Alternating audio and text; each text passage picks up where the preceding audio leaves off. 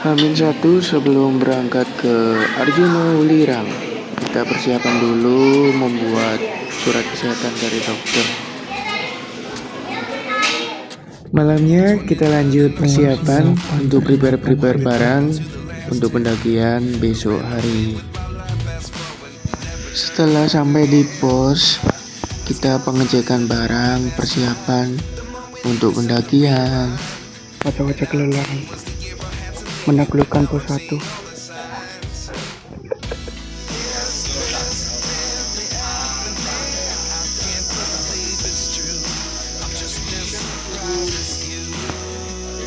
Menjelaskan tentang jalurnya, saya akan menjelaskan tentang SOP-nya yang harus diperhatikan.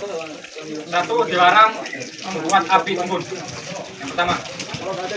Yang kedua, dilarang membuang sampah, terutama mengotori sumber mata air. Yang mana sumber mata air itu satu, sumber mata air Kokopan. Yang kedua, sumber mata air Pondokan. Yang ketiga, ini yang terakhir, sumber mata air Lembah Kijang. Yang kedua. Yang ketiga, dilarang membawa tisu basah ataupun tisu magic. Tanpa terkecuali kalau ada yang membawa tisu magic harus koordinasi dulu sama petugasnya di pos. Takutnya nanti di atas disalahgunakan aja. Yang ketiga, yang keempat, dilarang membuat jalur sendiri ataupun menerobos. Di persimpangan ini sudah jelas tentang plakat ke arah puncak maupun ke arah puncak Mirang. Jadi jangan sampai sampean terobos buka jalur sendiri. Sangat bahaya. Yang kelima, dilarang meninggalkan teman ataupun rombongan. Bisa dikatakan sampai naik bareng, ini harus bareng.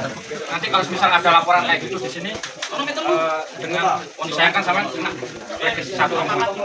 Kalau yang laporan seperti itu tentang SOP-nya ya Mas ya. Selanjutnya yaitu tentang jalur. Jalur sekarang posisi sampai semua ada di pos 1. Pos 1 adalah namanya pos 1 Pet Bocor. Dari pos 1 Pet Bocor ke pos 2 Kokopan ditempuh dengan waktu 3 jam bisa lebih, tergantung fisik kalian semua. Dari pos Kokopan ini sumber matahari juga dari sini. Dari pos 2 ke arah pos 3 Pondokan sekitar 4 sampai 5 jam. Total keseluruhan dari pos 1 ke pos 3 ini biasanya ditempuh dengan 6 sampai 7 jam. Tapi patokan sampai di pos 1 sama pos 2 ini. Kalau pos 1 ke pos 2 ini sampai di bawah 3 jam, insya Allah nggak sampai 6 jam udah nyampe pos 3. Itu patokannya. Yang selanjutnya arah ke Lembah Kijang atau camp saya terakhir. Dari Pondokan ini 25 menit sampai 30 menit. Mata air ada 3 ya Mas ya. 1, 2, 3 di sini. Nanti semisal sudah di Lembah Kijang, jangan sampai camp di lokasi tersebut ini. Karena jarang di lokasi pendaki. Dan juga lokasinya agak gonjang Pak. Kotor tanahnya nggak rata. Jangan campnya di depan pohon ini aja. Rata-rata di sini. Ataupun di depan plakat Lembah Kijang nggak apa-apa. Ataupun di samping sana monggo, samping kiri monggo. Ini yang terakhir. Terus mau ke ini arah ke Puncak Arjuna. Dari Lembah Kijang ke Puncak Arjuna sekitar 3 sampai 4 jam. Kalau kalian bisa menempuh dengan 3 jam berarti lebih bagus, lebih cepat. Saran dari kalau dari Puncak Arjuna mau turun ke arah Lembah Kijang lagi, tolong diperhatikan di persimpangan Watu Gede. Ini ada plakat, cuma nanti awas kesasar malah ngambil yang jalur kiri. Nanti sampai kesasar ke jalur sumber Brantas. Usahakan dari plakat Watu Gede ini belok kanan ke jalur kereta lagi. Kalau ke apa ini ke Puncak Wirang dari Pondokan ke puncak sekitar 2 jam lebih, selisih 1 jam dari Puncak Arjuna.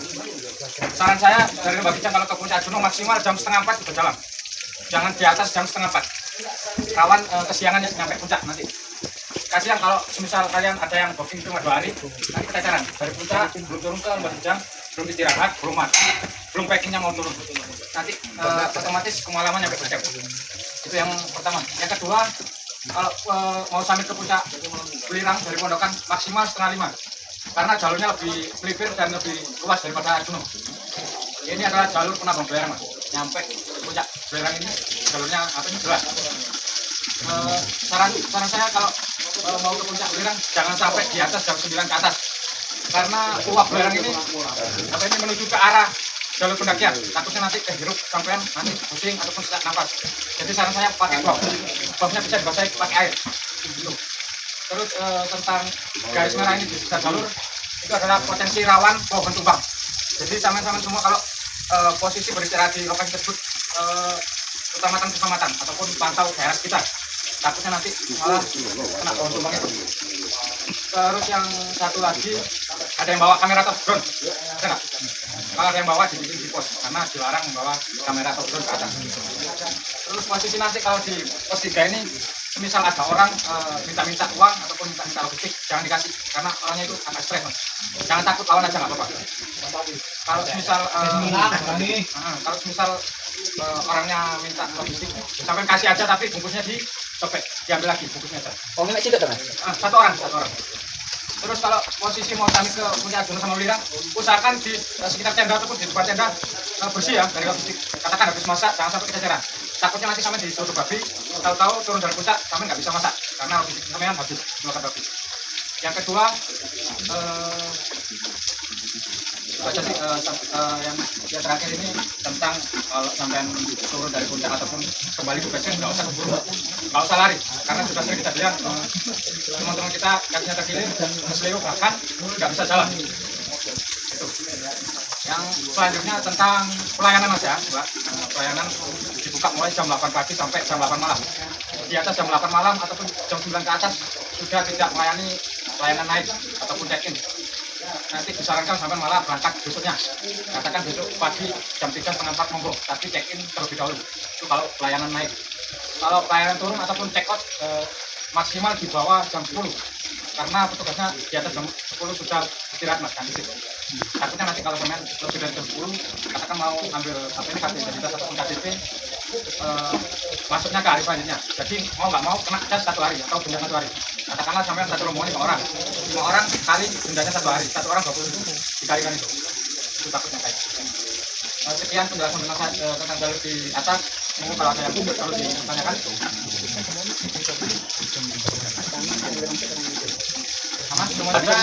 Pak, monggo ada tambahan. Ini dilarang TikTok ya, di sosmed. Sekarang TikTok itu nggak boleh. Ya, itu TikTok sekarang nggak boleh. Kalau bisa jalan itu santai aja ya, jangan lari.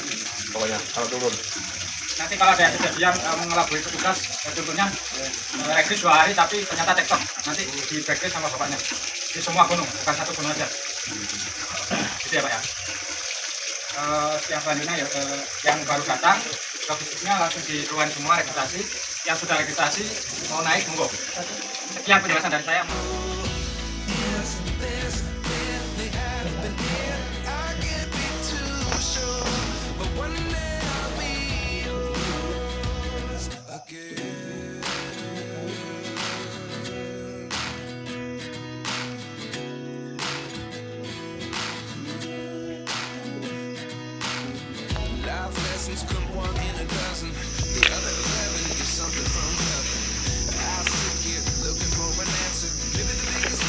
Full bebatuan.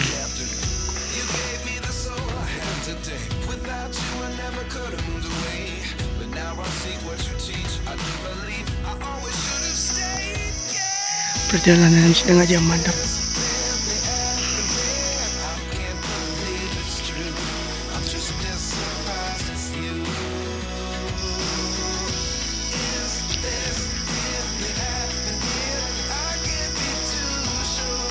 Mendaki gunung. Berangkat cuman bertiga, los 1 kilo. Peran utama Mas Tirka,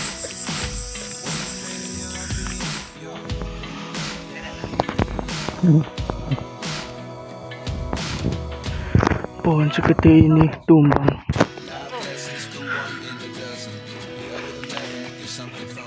Ada monyet.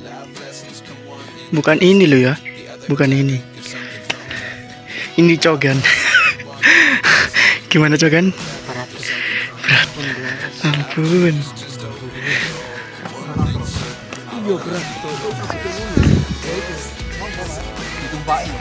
Monggo.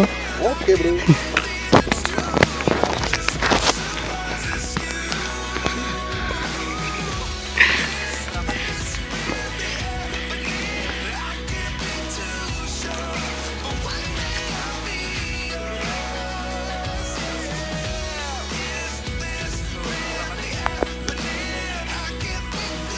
Mendaki itu layaknya sholat tarawih. Bukan tentang siapa yang paling datang duluan, tapi tentang siapa yang menyelesaikan sampai akhir. Panggil lele ngomong. Sing tenang. Nyantai-nyantai sih lur. Turu alas. 3 jam kurang 10 menit. Chef kita. Kita guys, kita mau makan mie guys. Ya beginilah nasib pendaki FOMO.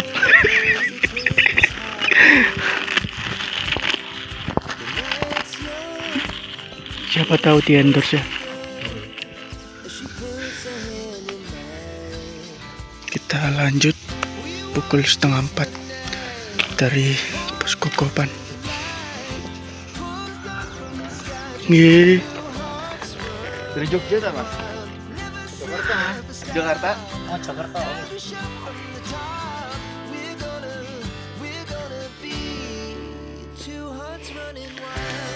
Persiapan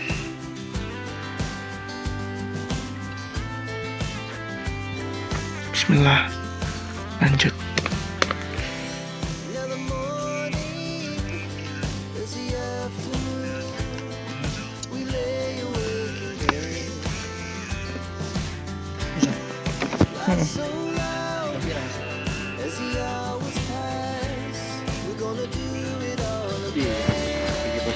Oh nggak mas ini?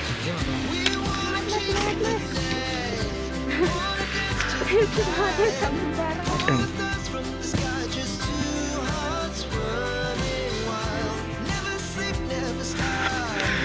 Lima jam setengah pondokan.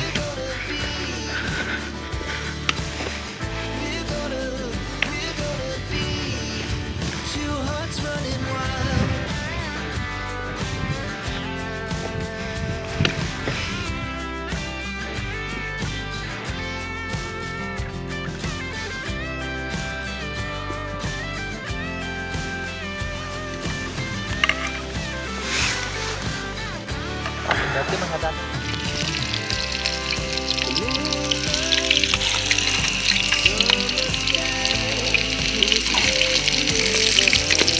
Enggak kok. Jangan punya lagi diri.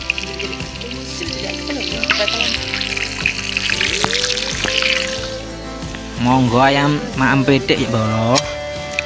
Iki lho arek FOMO iki lho kathukun arek FOMO. Iki lho. Mas Gondrong. Wo lo.